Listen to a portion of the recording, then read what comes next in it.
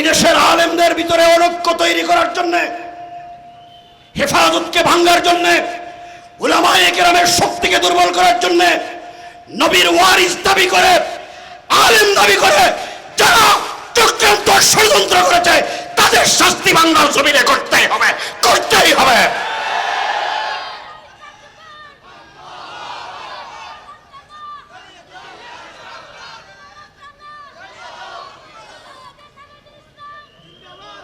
শুনেন শুনেন, তার পক্ষে কিছু আলেমরা দালালি শুরু করেছেন। এখন পরিষ্কার ভাষায় বলি, যে কোনো কারণে উলামায়ে কেরাম তাদের সমর্থন করতে বাধ্য হয়েছিলেন, বাদিলে না হাসতা, কিন্তু কোন জালেমের পক্ষে, নবীর কোন ওয়ারিস তার পক্ষে দালালি করতে পারে না, দালালি করতে পারে না। ভারত আমাদের ইমানের শত্রু। ভারতের বিরুদ্ধে, ভারত যদি বাংলাদেশকে গ্রাস করতে চায়, 16টি বছর জালেমদের পক্ষে থেকে বাংলাদেশের উপরে অত্যাচার জুলুম করেছে, ঠিক না বেটে? আধিপত্য এখনো বিস্তার রয়েছে বাংলাদেশের প্রশাসনিক সমস্ত সেক্টরে, এখনো এজেন্টরা বসে আছে, ঠিক না বেটে? সুতরাং আমি আপনাদেরকে জিজ্ঞেস করি, যুদ্ধ এখনো শেষ হয় নাই। এই সরকার, অন্তর্বর্তীকালীন সরকার, তারা থাকুক, আমরা চাই, কিন্তু তাদেরকে মাথায় রেখে ভারতীয় কোন এজেন্ডা, হিন্দুত্ববাদী কোন জালেমের ষড়যন্ত্র যদি বাংলাদেশে বাস্তবায়ন করতে চাই, তাদের বিরুদ্ধে যুদ্ধ করতে হবে। রাজি আছেন? যুদ্ধ করতে রাজি আছেন? যদি প্রয়োজন হয় জীবন দিতে হবে, রক্ত দিতে হবে, লড়াই করতে হবে। কারা কারা প্রস্তুত? কারা কারা প্রস্তুত? আচ্ছা, আমি আপনাদেরকে জিজ্ঞেস করি, যুদ্ধ করবেন তো বসে বসে? বসে বসে তো যুদ্ধ কিভাবে করতে হয়? একটু ভারতীয় আধিপত্যবাদীদের দেখিয়ে দেন। সমস্ত মুসলমান দাঁড়ান, দাঁড়ায় বলেন যে আমরা ভারতের বিরুদ্ধে লড়াই করব, লড়াই করব।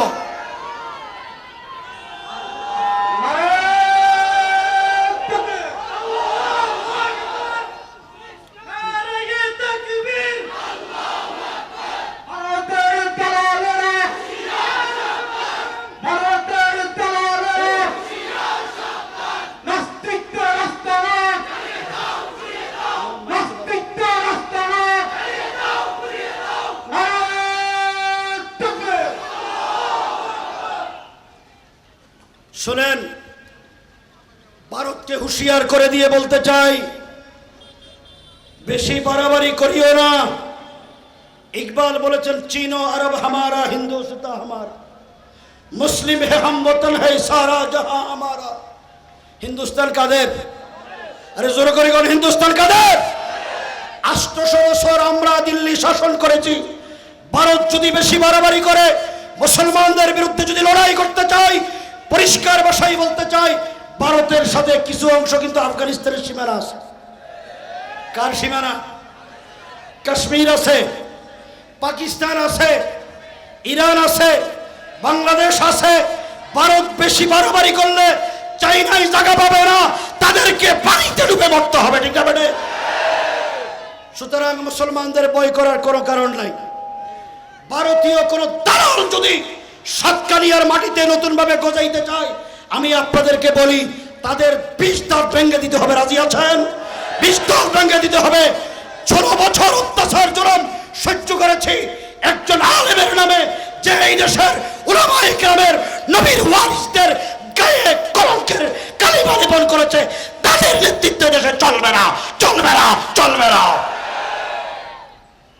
কাউকে আমরা ভয় করি না। तौहीद की अमानत सीनों में है हमारे, आसा नहीं मिटाना नामो निशा हमारा। बातिल से दबने वाले ऐ आसमां नहीं हम, 100 बार कर चुका है तो इम्तिहा हमारा। तेगू की साये में हम पल कर जवा हो ये है, खंजर हिलालो का है कौमी निशा हमारा। डरते नहीं दुनिया में मुसलमानों किसी से, मिल जाती है जब दौलत ईमान नबी से। व आखिर दावाना अल्हम्दुलिल्लाहि रब्बिल आलमीन। अस्सलामु अलैकुम व रहमतुल्लाह। সম্মানিত হাজিরিন, এতক্ষণ ধরে আমাদের সামনে অত্যন্ত গুরুত্বপূর্ণ তাকরীর পেশ করলেন কারা নির্যাতিত মজলুম আলমদিন জনাব হযরত মাওলানা আজিজুল হক ইসলামাবাদী সাহেবের দাওয়াত বরকাতুহু। এখন এশারের নামাজের বিরতি। এশারের নামাজের পরপর আমাদের আজকের ওলামা পরিষদের ইসলামী মহাসম্মেলনের কার্যক্রম যথাযথ আরম্ভ হবে। শাপলা চত্বরে 2013 সালে নবীর ওয়ারিসদের উপরে যেই দল, যেই ক্ষমতাসীনরা নির্বিচারে গুলি করে আশিকে রাসূলদের হত্যা করেছে, আলেম মুহাদ্দিস মুফাসসির তালেব ইলম বেগুনা বাচ্চাদের উপরে যারা গুলি চালিয়ে আমার ভাইদেরকে শহীদ করেছে, তাদের রক্তের সাথে বেঈমানি করতে পারি না। আমি আপনাদেরকে জিজ্ঞেস করি, নবীর দুশমন সাতেবে রাসূলদের বিরুদ্ধে যখন উলামায়ে কেরাম মাঠে নেমেছিল, এই আলেমদের বিরুদ্ধে যেই দল, যেই আলেমরা মাঠে ছিল, তাদেরকে বাংলার জমিনে বিচার করতে হবে। বিচারের দাবি নিয়ে কারা কারা মাঠে নামতে প্রস্তুত, কারা কারা প্রস্তুত?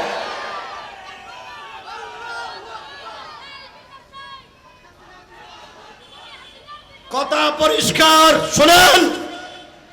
সাতকানিয়ার জনগণ, দিনদার মুসলমান ভাইদেরকে বলবো, 16 বছর আমরা জুলুমের শিকার ছিলাম। এদেশে বিএনপিও জুলুমের শিকার ছিল, জামাত ইসলামীও জুলুমের শিকার ছিল, হেফাজতে ইসলামও জুলুমের শিকার ছিল। কথা ঠিক না বেটে? আমি কয়েকটা কথা শুনে খুব ব্যথিত হয়েছি। আমার ভাইদেরকে, যারা ইসলামের নামে রাজনীতি করেন, আমরা সবাই লা ইলাহা ইল্লাল্লাহ যারা পড়েছে সবাই মুসলমান ভাই, ঠিক না বেটে? কেউ হেফাজত করে, কেউ অন্য দল করে, কিন্তু আপনাদের কাছে আমার জিজ্ঞাসা, 16 বছর যারা ইসলামপন্থীদের উপর অত্যাচার করেছে, কেউ জামাত করে এই জন্য করেছে, কেউ হেফাজত করে এই জন্য করেছে, না ইসলামের নাম আছে বলে জুলুম করেছে? তারা ইসলাম নির্মূল করতে চেয়েছে, ঠিক না বেটে? সুতরাং ইসলামপন্থীদের ঐক্যের দরকার আছে না নাই? কোনো অবস্থাতে মুসলমানদের ঐক্যে ফাটল ধরা যাবে না। আমি আপনাদের এলাকার এমপি মওলানা শামসুল ইসলাম, শাহজাহান চৌধুরী, 2 জন এক রুমে, আমি সহ 3 জন এক রুমে ছিলাম জেলখানায়, ফাঁসির দণ্ডপ্রাপ্ত আসামিদের ছেলে।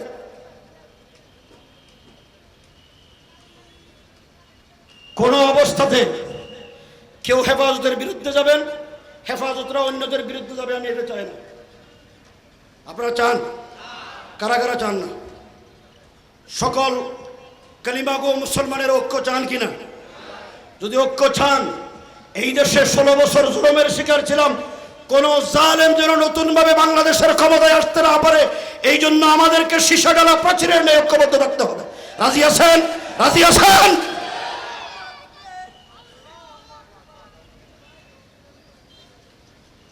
মওলানা মামুনুল হক সাহেব আসবে, হেফাজতের উলামায়ে কেরাম আসবে, সবাই তো সহযোগিতা করার কথা, বাধা আসে কেন? নিশ্চয় কোনো ষড়যন্ত্র এখানে কাজ করছে, ঠিক না বেটে? সবাইকে সতর্ক করতে চাই, আগে এই দেশে আমাদের ইমানকে যারা ডাকাতি করেছে তাদেরকে বিতাড়িত করি। ভারত বাংলাদেশের বিরুদ্ধে চক্রান্ত ষড়যন্ত্র শুরু করেছে। যে প্রধানমন্ত্রী বলেছিল আমি পলাই না,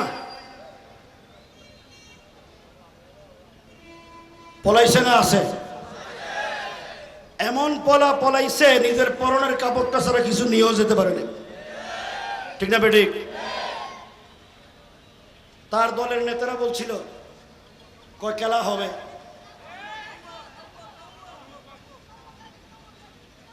খেলোয়াড়রা আছে না পালাইছে? মুসলমানরা আছে না নাই? 2013 সালে শাপলা চত্বরে যখন উলামায়ে কেরাম রক্ত দিলেন, পরের দিন তার দলের নেতারা, মন্ত্রীরা সাংবাদিক সম্মেলন করে বললেন কয় হেফাজত সুবহানাল্লাহ পড়তে পড়তে পলাই গেছে। হেফাজতিরা রং মেখে রাস্তায় শুয়েছিল, হেফাজত পলাইছে না? আছে। নবীর আশিকরা পলাইছে না? আছে। কিন্তু যারা বলছিল পলাবো না, তারা আছে। দেখেন, উনি নাকি নমাজ পড়তেন, রোজা রাখতেন, তাহাজ্জুদ পড়তেন, সকালবেলা কোরআন শরীফ না পড়ে কাজও শুরু করতেন না।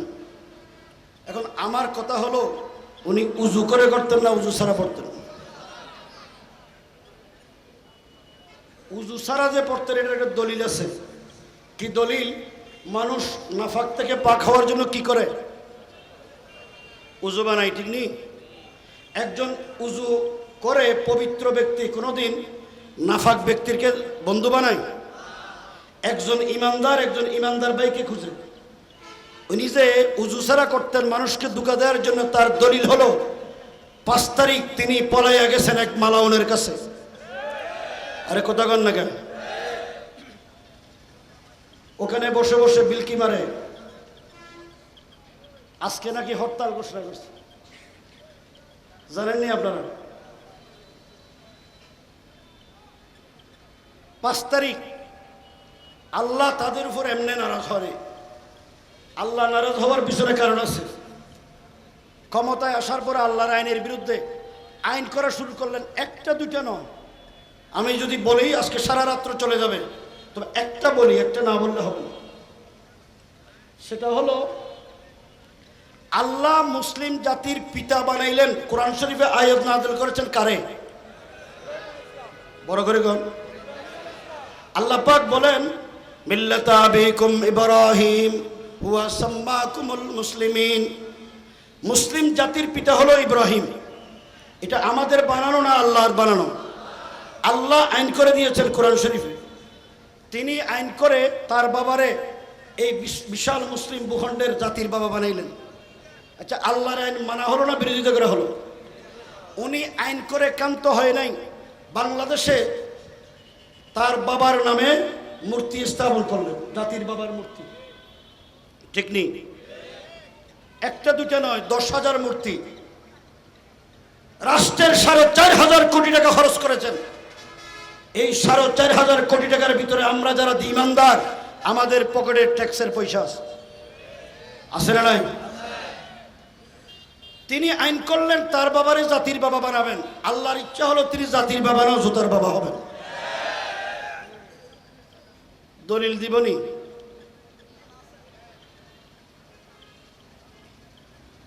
তিনি ওনার বাবার বিরুদ্ধে আমাদের কোনো বক্তব্য নেই, কিন্তু উনি মগল মূর্তি স্থাপন করলেন। আমরা 10,000 মূর্তির বিরোধিতা করে নেই, একটা মাত্র মূর্তির বিরোধিতা করেছি। কোন মূর্তি? উনি ওনার বাবার দেশে যাওয়ার জন্য একটা সেতু করেছেন, পদ্মা সেতু, নাম জানেননি আপনারা? যাত্রাবাড়ি থেকে বুড়িগঙ্গা নদী পর্যন্ত এই রাস্তাটা বড় করেছেন। বড় করার ক্ষেত্রে 6টা মসজিদ ভাঙছেন, বিভিন্ন জনের বাড়িঘর ভাঙছেন, মসজিদও ভাঙছেন। আপনি মসজিদ ভাঙলেন, মসজিদের বিনিময়ে মসজিদ ভাঙলেন, একটা ওই জায়গায় ইসলামী স্থাপত্য নির্মাণ করবেন, আল্লাহর 99 নাম দিয়ে নাম খচিত কোনো স্তম্ভ করবেন, অথবা ইসলামী কোনো নিদর্শন এখানে করবেন, মিনার করবেন। এটা না করে উনি ওনার বাবার এক বিশাল মূর্তি বানাইতে লাগলেন ধোলাই পারে। হযরত আল্লামা জুনায়েদ বাবরগরি রহমতুল্লাহ আলাই, আল্লাহ ওনার কবরকে জান্নাতুল ফেরদৌসের অংশ বানিয়ে দিন। এই মর্দে মুজাহিদ উলামা ইকরামদেরকে ডেকে বললেন, বাংলাদেশটা তো মূর্তির নগরীতে পরিণত হচ্ছে। আল্লাহর নবী দুনিয়াতে এসেছেন মূর্তি ভাঙার জন্যে, ঠিক না বেটি? রসুল যখন দুনিয়াতে আসলেন, খানায়ে কাবায় কত মূর্তি ছিল? 360। রসুল রাখছে না ভাঙছে? রসুলের উম্মতদের কাজ মূর্তি বানানো না মূর্তি ভাঙা? বঙ্গবন্ধু রসুলের উম্মত নয়, হাসিনা রসুলের উম্মত নয়। সে তো রসুলের রওজাও জিয়ারত করতে যাইতেন, বাইতুল্লাহ জিয়ারত করতেন। রসুলের উম্মতদের কাজ হলো মূর্তি ভাঙা, মূর্তি বানানো নয়, ঠিক না বেটি? রসুল নিজের ইচ্ছায় মূর্তি ভাঙেন নাই।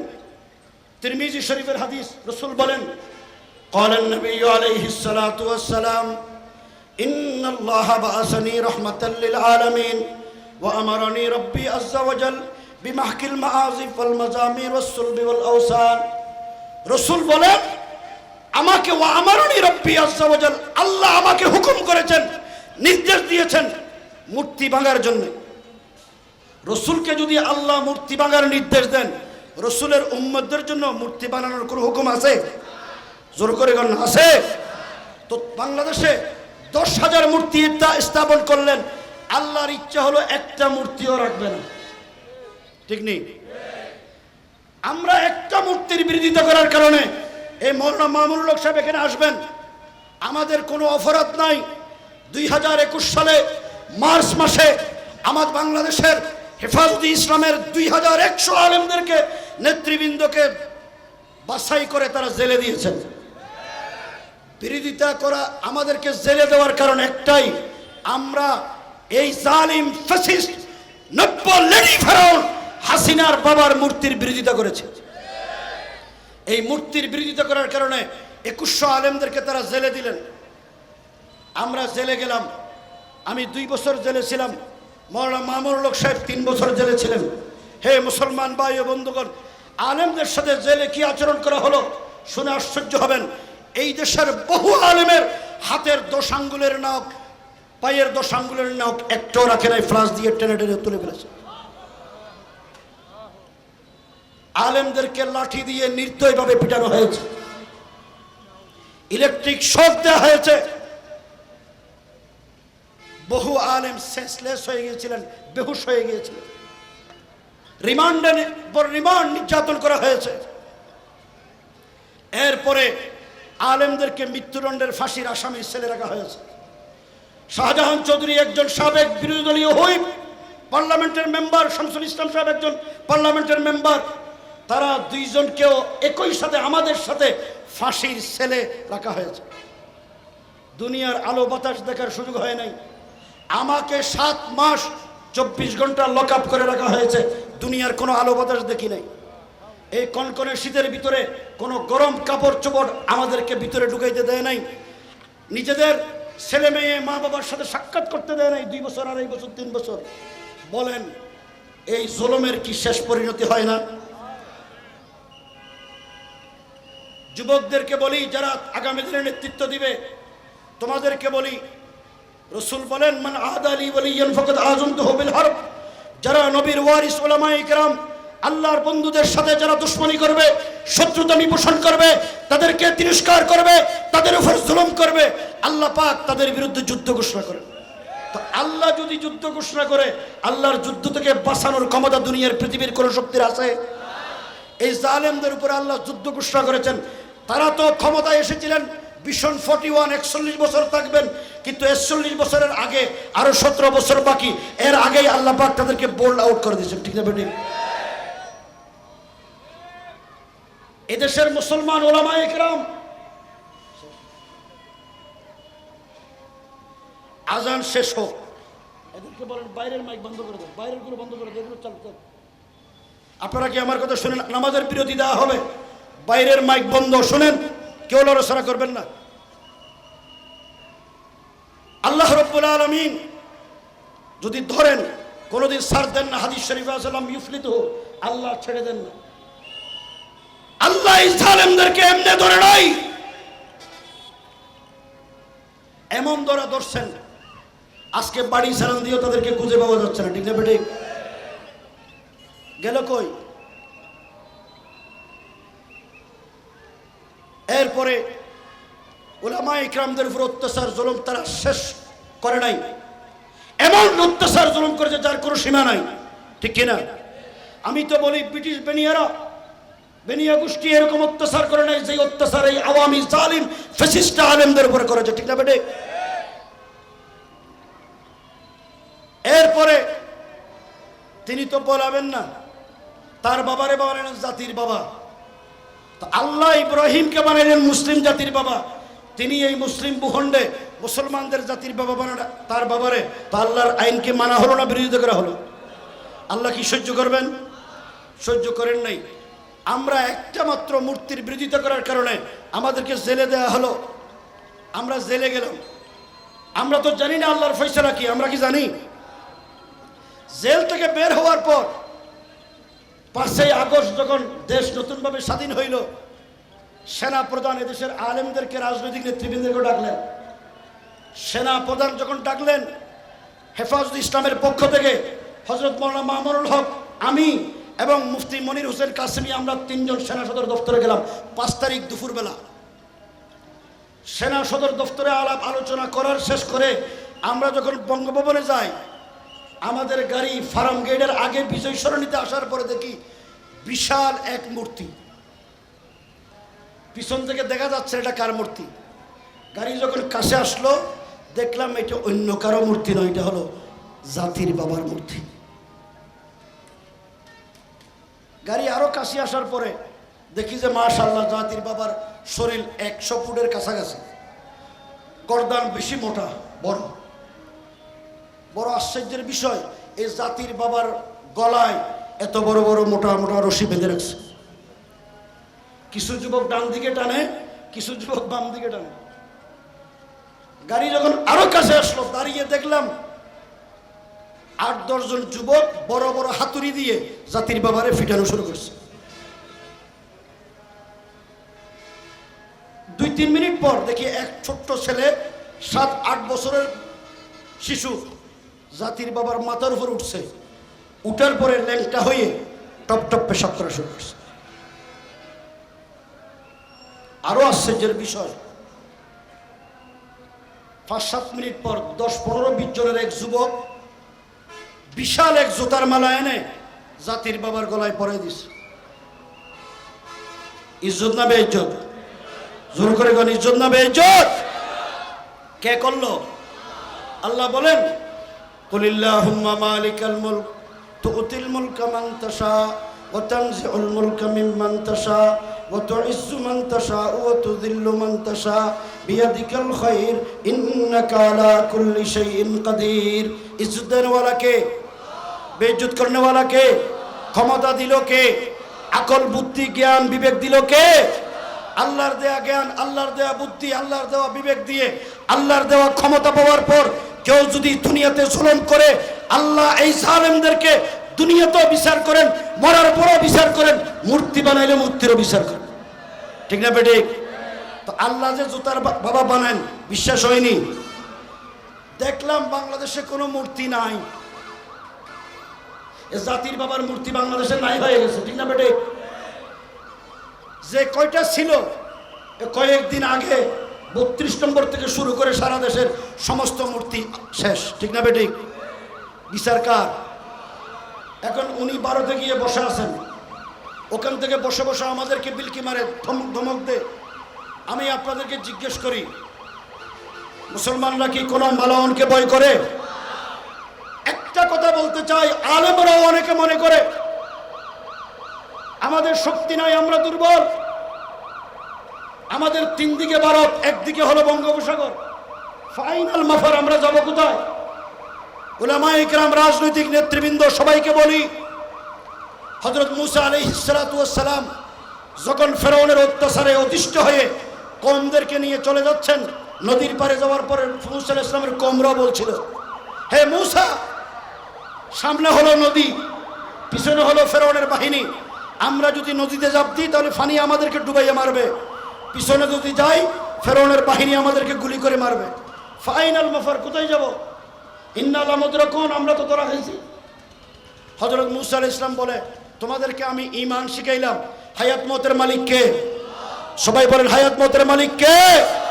তো আল্লাহ যদি হায়াত মওতের মালিক হয়, আমরা যদি বিশ্বাস করি বাংলাদেশের 3 দিকে ভারত, একদিকে বঙ্গোপসাগর, আল্লাহ যদি হায়াত মওতের মালিক হয়, আল্লাহর কসম করে বলি, ভারত যত পরাশক্তি হোক, যত শক্তিশালী হোক, বাংলাদেশের উপরে, বাংলাদেশের জনগণের উপরে ভারত আমাদের কিছুই করতে পারবে না, বঙ্গোপসাগর আমাদের খেতে পারবে না। ঠিক না ঠিক? এই বিশ্বাস আছে নাই? রাসূল বলেন ইসলামের শিক্ষা হলো হুব্বুল ওয়াতানি মিনাল ঈমান, দেশপ্রেম হলো ঈমানের অঙ্গ। ঠিক না বেঠিক? রাসূল বলেছেন রিবাতু ইয়াউমিন ফি সাবিলিল্লাহি খায়রুম মিনাদ দুনিয়া ওয়া ফিহা। একটি স্বাধীন সার্বভৌম রাষ্ট্রের সীমানা পাহারা দেওয়া দুনিয়াতে যত উত্তম কাজ আছে, এই সমস্ত উত্তম কাজদের মধ্যে সর্বোত্তম কাজ হলো সীমানা পাহারা দেওয়া। কি পাহারা দেওয়া? ভারত বাংলাদেশের মুসলমানের ঈমানের শত্রু, ভারত বাংলাদেশের স্বাধীনতার শত্রু, ভারত বাংলাদেশের আমাদের সংস্কৃতি সভ্যতার শত্রু।